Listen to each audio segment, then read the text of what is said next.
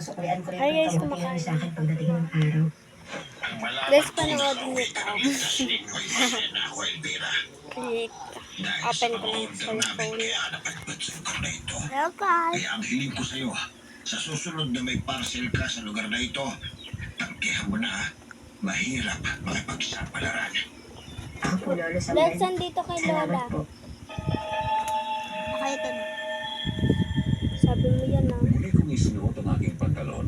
Sabihin natin kay Lola. Ang uniform ng Shopee ay ibinalot na lang ni Jerome. Ibinigay na niya sa akin ang damit niya na suit. Madali mo na bigyan mo. Matapos ay binuhat na niya ako palabas ng bahay. Iniangkas niya ako sa motor.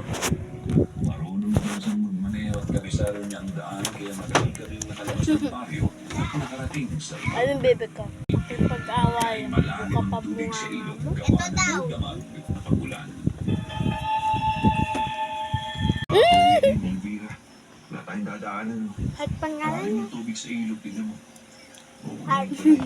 Pinamakita Ay, dahil sa heart. malabong tubig. Oo nga. Tama pa Eh, yung dito sinabi muna. mo sa mga Gusto ko pamangkin pataan. na kapag malakas ang ulan at umapong ang tubig dito, hindi makakadaan kahit malalaking sasakyan. Sige, ganito.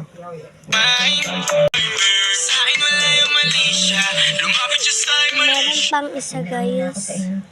Kahit nakakahiyan. Ano niya? Ang problema yun sa Hintay ko. Ay, makita. Oo. Palalo yung lamang. Sa may dapat unahin, nalaman mo buhay. Sa akin wala yung mali siya, lumapit siya sa akin mali. Tapos bagya ko siyang kinuha. Nawala ligo-ligo na Kaya po. tumawa siya, matapos Bye, pinatagulan niya namin guys. pabalik sa kanilang lugar. Tingnan mo. Ikaw na din? Ay, ikaw. Ano? Ate tayo. Habang naglalakad ng marahan, malapit na kami sa kanyang ilong na upo ang matanda na parang nahina. Kaya huminto kami. Hindi naman namin masyadong makita may paano matangwa dahil sa haba ng buhok niya na nakatakip doon.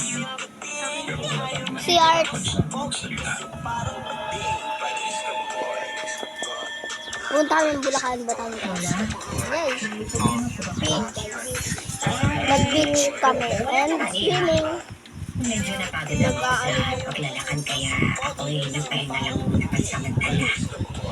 Taga-saan po ba kayo? Malaki pa po ba yung uuwihan nyo? Naku, hindi naman.